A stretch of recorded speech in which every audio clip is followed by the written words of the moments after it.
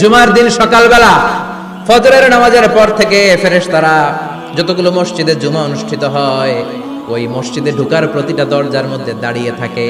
কারা কারা আগে আগে জুমার নামাজ পড়ার জন্য মসজিদে যায়, প্রত্যেকের নামগুলো একটা জান্নাতের রেজিস্ট্রি খাতার মধ্যে তুলে নেয়। এই নামগুলো স্পেশালি আল্লাহর কাছে পাঠানোর জন্য।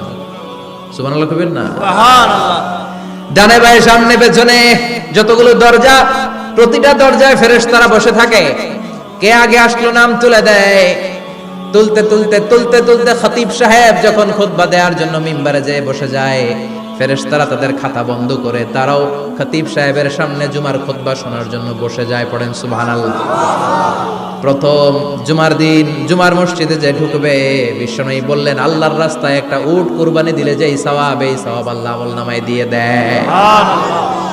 দ্বিতীয় পর্যায়ে যে ঢুকে, বিশ্বনবী বললেন বাকারা, গরু কুরবানির সওয়াব পায়।